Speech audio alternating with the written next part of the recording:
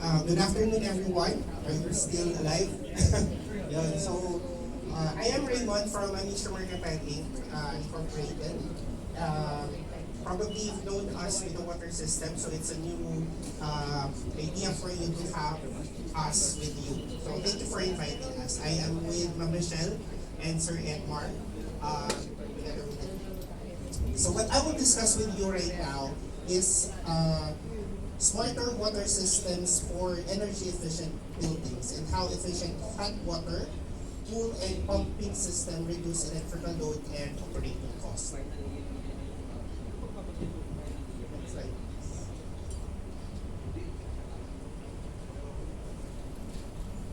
So Amici Water Systems was established since 1976 and we are running onto our 50 years right now.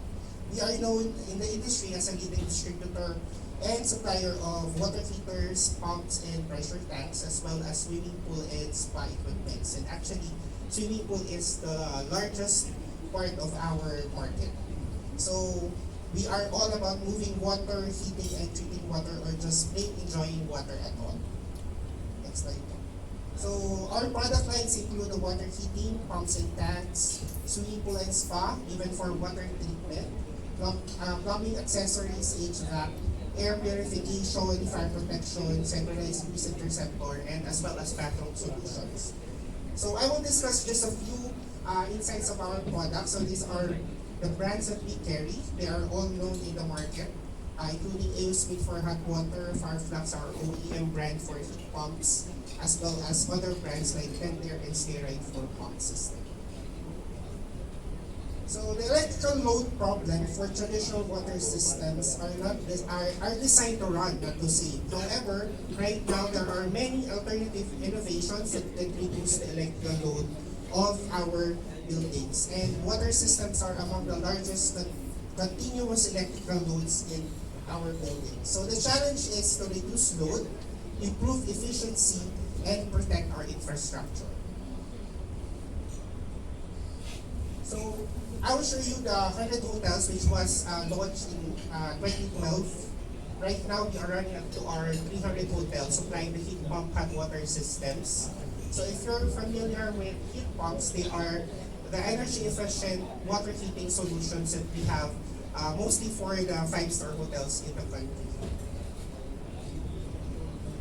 So smarter systems, lower loads, greater savings. That's a challenge and that we have right now. So we at Amici Water Systems, Amici Mercantile provides you with a variable speed pump systems, the heat pump water heating, even for smart pool and water automations and system integration where you can have up to 70% of energy cost reduction. So let's say for example, sino dito nakapaligo na po ng hot water sa hotel or sa bahay? So lahat po tayo na naliligo ng hot water that requires electricity to heat up the water. But we have discussed mostly for our hotel segment or hospitality segment that transferring heat is way cheaper than creating heat. That's why for a traditional setup, when we pay 1 kilowatt of electricity, we only produce 25 liters of hot water. Meanwhile, for the energy efficient solutions, we're paying the same amount of electricity, but we are producing up to 4 times of hot water. And that is because of the technology, what we call heat pump water heating system, which has the average of about 400% efficiency or COP of 4. So for heaters, we have the hierarchy from the traditional electric heater, gas heater, and then we have boilers for some big hotels that still uses the boiler, especially for those with applications for a laundry system. But most of the hotels right now, because of the economic crisis, are looking into the heat pump water heating solutions, which includes the air-to-water and the water-to-water heat pump system, which we can have up to 70% of savings in energy cost. So let's say for example, let's go back to the slide. So for example, a traditional electric heater can have efficiency of 95% because sometimes it uses copper, so there's a 5% of losses. So gas heater usually have 80 to 90% of efficiency for heating, while boiler could have 70 to 85%. Meanwhile, heat pump water heater can have 300 to 400% depending on the coefficient of performance of the equipment. So these are just solutions that we have in our product line. So for the environmental impact, of course, when we use traditional electric heater, the environmental impact for that is very high because it has higher electricity usage, so there's a higher carbon footprint as well. While for heat pump water heater, we require only low electricity, zero outside emission, and eco-friendly refrigerant. So we have options for R134A or 410A. Next slide, please. So we have here our OEM brand, which is the Farflux heat pumps, and right now, aside from the electricity, we are offering also the modular heat pump series, which could also provide you with space-saving designs for the modular series of heat pumps. So these are air-to-water heat pumps ranging from 5 horsepower and 12 horsepower. So you can have a modular series up to 16 units to provide your heating system depending on your heat energy requirement.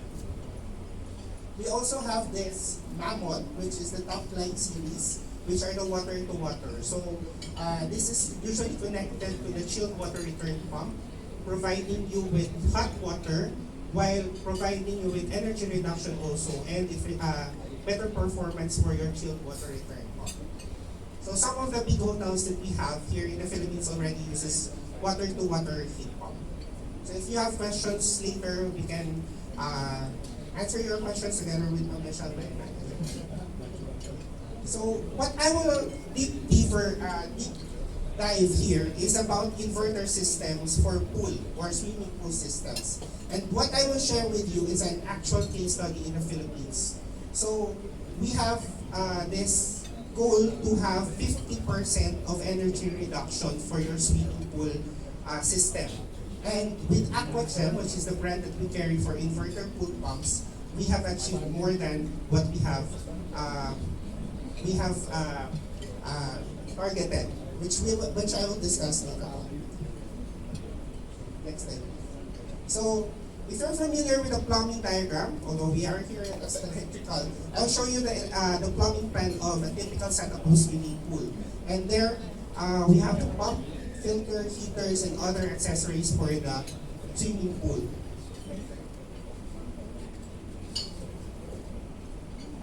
So did you know that the pool pump contributes to around 80% of energy cost and operating cost of your swimming pool system? So sino po dito may mga swimming pool sa bahay or owning an Airbnb with pool? Meron po ba? Yeah, meron sir. Ayun, so very timely yung discussion natin sir, because what we want to show you is just making the one decision of converting your traditional single-speed pool pump to an AquaGem inverter pool pump. You can save as much as 50% on energy cost.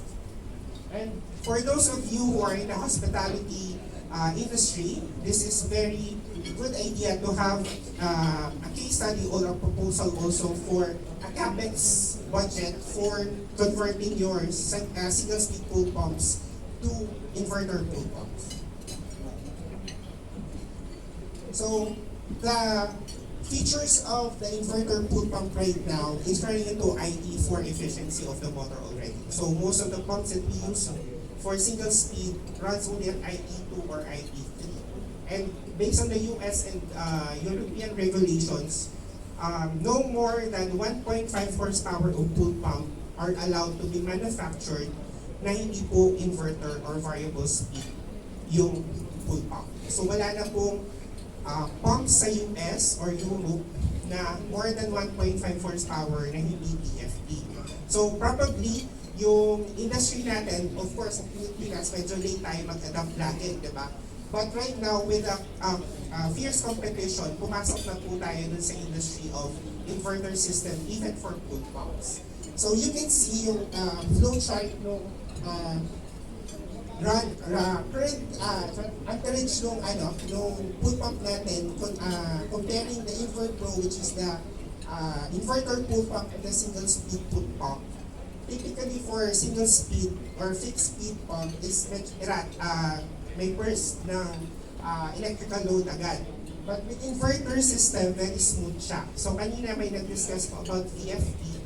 So by hierarchy, we have the single speed pool pumps, which are fixed speed pump. Then we have the VFD or the VSF, which is the variable speed or the variable frequency drive. But the topmost of the hierarchy is the inverter system pagdating sa pool pump. And we are proud to provide the first full inverter pool pump in the industry. Yes, apa. Ayan po. Yung difference na in terms of what functionality, variable speed full inverter pump. Okay, great question, sir. What's your name, sir? Charles. Sir Charles. Thank you, sir, for the question. So we have the variable speed pump. By energy efficiency or energy reduction, the first step that we have is the variable speed pump. But the limitation of variable speed pump is that you need to set also the speed. While for inverter pool pump, the pump actually dictates what speed it requires. So for VFD or VSD pump, you need to select if you're running into 1350, 2350 probably, or 3550 RPM. So we have 4 setting of speed for the variable frequency drive pool pump. Meanwhile, for full inverter pool pump, you are adjusting 1 by 1%. So that's the advantage of the inverter pool pump that you have. So mas flexible siya, sir, compared dun sa variable speed pump. And also, if we're talking about feedback system, merong feedback yung inverter pool pump with the motor that we had. So, sa VFD po kasi is fixed ka, parang one-way communication. Gusto ko mag-set sa'yo ng 1700 RPM lang. And the pump will run as it is. Pero pagka inverter pool pump, the pump itself communicates with the control so that it will exchange with the speed and energy efficiency of the pump. Hope I answer your question, Sir Charles. Yeah, thank you po. So next slide po. So let's say for example, we have 2 cases here.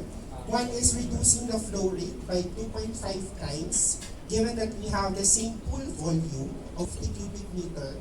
When we run it on an on and off pool pump, which is a single speed pool pump, we typically have 8 hours of cycle every day. So 2 times po siya nag-peak for 4 hours, and you would compute yung consumption mo is about 6 kilowatt hour.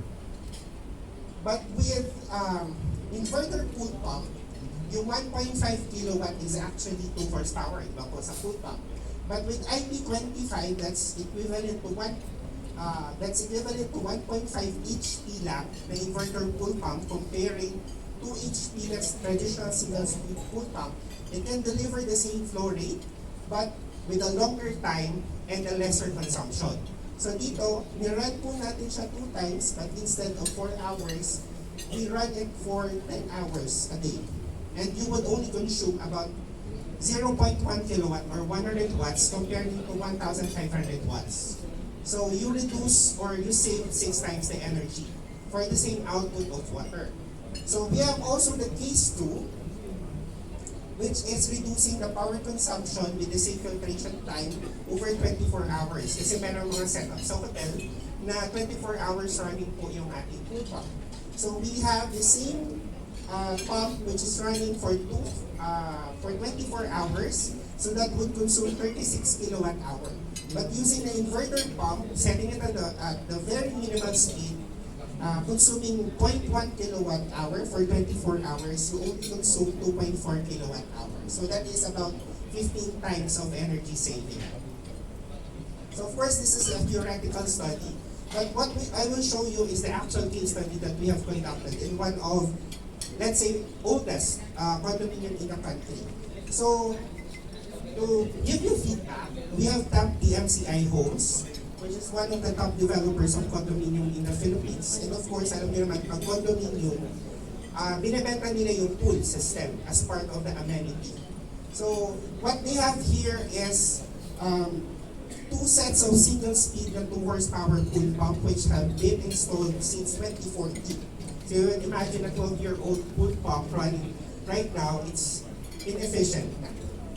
So the volume of the pool is 99,000 gallons and runtime is 8 hours from 5 a.m. to 9 a.m. That's 4 hours. And then may stop time. And the next filtration time is about 3 p.m. to 7 p.m. Next po. So what we did is to measure. Of course, we cannot compare if we cannot measure, di ba po? So we measured with a single speed pump that they have kung paano po yung energy cost nila and energy consumption with the existing system before we switch into the inverter pool pump. So we have here a sample of the 2-unit single speed pool pump na nilagyan po natin or kinabitan natin ng energy meter. And we also have here sa kabila, after the measurement of the single speed pool pump is to convert that into aqua-gem inverter pool pump of the same capacity or 2 horsepower. So kung mapapansin nyo po, magkaiba na po ng itsura ng pool pump na single speed and yung inverter pool pump. So every setup, we measured it for a week or 7 days kung ano yung konsumo nila for 7 days. Next slide po. And ito na po, after yung case study, is kinabitan po natin, during the case study, kinabitan natin yung pump 1 and pump 2 ng energy meter, and we set it on the most ideal and most practical speed of the pool pump. So mapapansin niyo po yung farthest picture, may nakalagay po dyan na 85% and 50%. So aside from setting the speed, you can actually see the actual speed, consumption, and the time. Kasi meron pong timer yung ating pool pump na. So you can set it kung ano oras siya mag-run, ano oras siya mag-off, and what oras ulit siya mag-turn on. So, yung konsumo ng 2 horsepower na pump is about 1,500, but you can see po, if you go into the lower part of the slide, the 85% speed only consumes 745 watts. Meanwhile, for the 50% speed, you only consume 174 watts. So that's comparing 1,500 to as low as 174%. And that's only 50%. The lowest speed that we can have for an inverter pool pump is about 30%. And that 30% accounts to only 65 to let's say 70 watts of energy consumption per hour. Next slide. So, as we measured, ito po yung naging data natin for the 7 days that we have observed the single speed pool pump. The lowest consumption that they had for 8 hours of standard filtration is about 15 kilowatt hour, and the highest is 18.6 kilowatt hour. While for inverter pool pump, next slide sir. For inverter pool pump, we run it for not just 8, but 12 hours. What we got at the lowest is 3.7 kilowatt hour, and the highest is 4.8 kilowatt. So pwede na kayo mag-compute from 15.6 to 4.8. That accounts to 74.1%. Next slide po. That accounts to 74.1% of energy reduction. So from that data, mapapaisip ka na are you still running for a single speed or converted on the inverter pool pump? So what I show you is yung daily consumption. The first chart is for the single speed, while for the other one is the aqua-gem inverter pool pump. So reduction is at 74.1%. And that is daily reduction. Let's go. So of course, sa swimming pool, may criteria tayo. No matter how big the savings, if madumi yung pool, walang kwenta. But what we assure you, with the study that we have, number 1 priority namin is the cleaning and safe the pool. So what justifies that is kung clear ba talaga yung pool system natin, even if longer hours, malinis ba yung pool, then meron bang difference with the chemical use, kasi may gumagamit tayo ng chlorine, BE powder for some cases. So, as per observation and data, wala pong nagbago sa chemical use and the powder use. And if not better, the same pool clarity, longer filtration, that is from 8 to 12 hours, which is beneficial for the pool system, kasi lagi, pa ang swimming pool, mas maganda siya na laging may aeration or may flow ng water. and the speed adjusted from the fixed 100% down to a flexible 85% and 50%. Plus, the energy consumption was reduced by 74.1%. Next slide. So, the question is the data true? So, yung developer, as mentioned, ang puno term niya is too good to be true yung data. So, ayaw na maniwala. So, that is the case 1. So, what we did is case 2 ulit. So, sa case 2, huwag natin pakialaman yung oras, baguhin na natin yung speed. So, what we have here, medyo malabo lang, I will discuss with you, using the dalawang 2 horsepower pa din, we set it at 8-hour filtration, but right now, set it at fixed 85% the speed. And the reduction was 59.52%. Dahil ayaw pa rin maniwala, at the lowest speed, yeah. The case 3, running it at 100% for 8 hours. And the reduction is 35.71%. Si developer, ang goal niya lang, at least 20% of reduction. The case study is okay. Amen, what we promise is 50% only. But what we have is 74.1% for 12 hours of filtration. So that's why for the data that we have,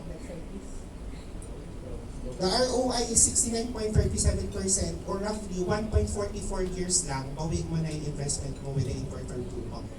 And the pump itself can last mga 7 to 10 years.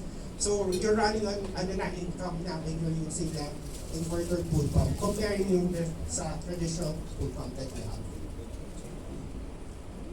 Next slide. So this is the brand, 𝐒𝐲𝐿. So it's known as a market to be energy efficient plus very silent during operation. So, isa din concern natin pagdating sa pool or sa pump, any pump is about the noise. But this one can have up to 32 decibel lang, as quiet as the bedroom, kung hindi humihilig. So, yung product line ni 𝐒𝐲𝐿 is meron siyang yung InverMaster and InverPro system which have up to 20 times of energy saving naman. So, if you are running on a traditional speed pool pump, it's about time for you to consider also the inverter pool pumps. And also, if you're operating on a hotel, condo, or a B&B, then this is the best chance for you to have yung inverter pool pump system. So, some of our major clients includes this profile. Hindi na magbabanggit pa kami ng but these are just some of the customers that we have. So you have known them in the industry as well. So we have here printed catalog. So if you are interested with the product lines that we have, meron din po tayo. Or you just simply scan the QR on the screen para po mas ma-browse nyo po yung product line po natin. Yeah. And that ends my presentation. Thank you very much again for the opportunity to present with you po. If you have questions, feel free to indicate.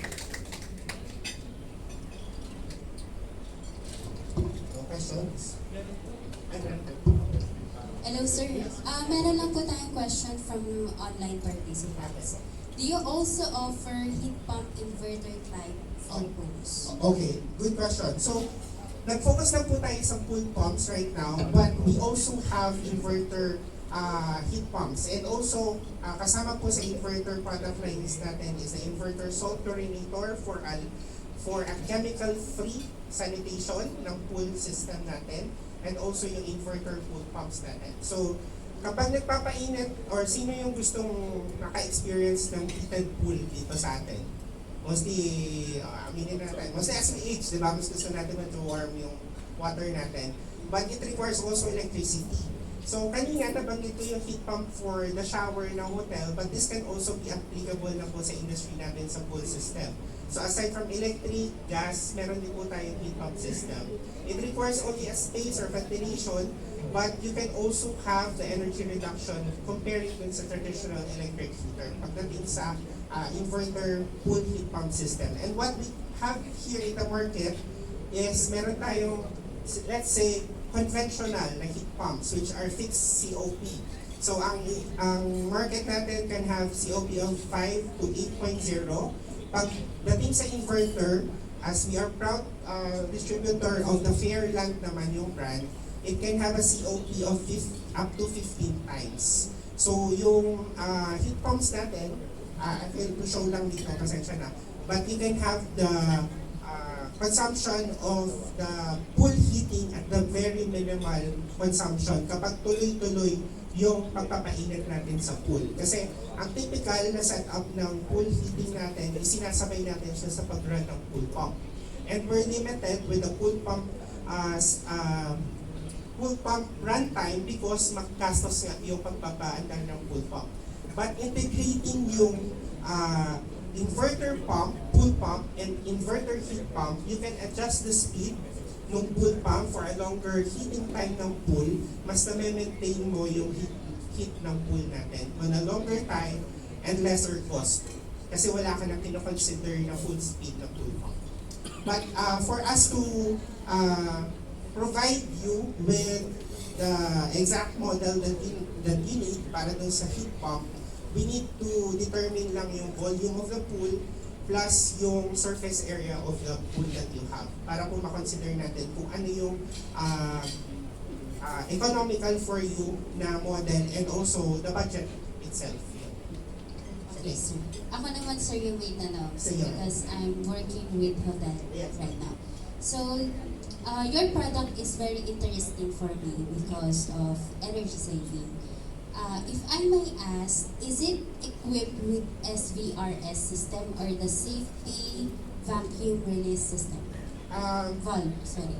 For the SPRS, this is a separate item that we have. So we can integrate also with the system that we have already. But you do have. Not sure kung meron tayo. It's a separate item, I think po. But we can consider studying on that one. Okay, thank you. So, any other questions po? So, if no more questions, thank you very much again for the opportunity to share with you our product. Thank you. Okay, thank you so much to 𝐒𝐭𝐬𝐿 Incorporated and Thermowar Pipes and Services for your presentation and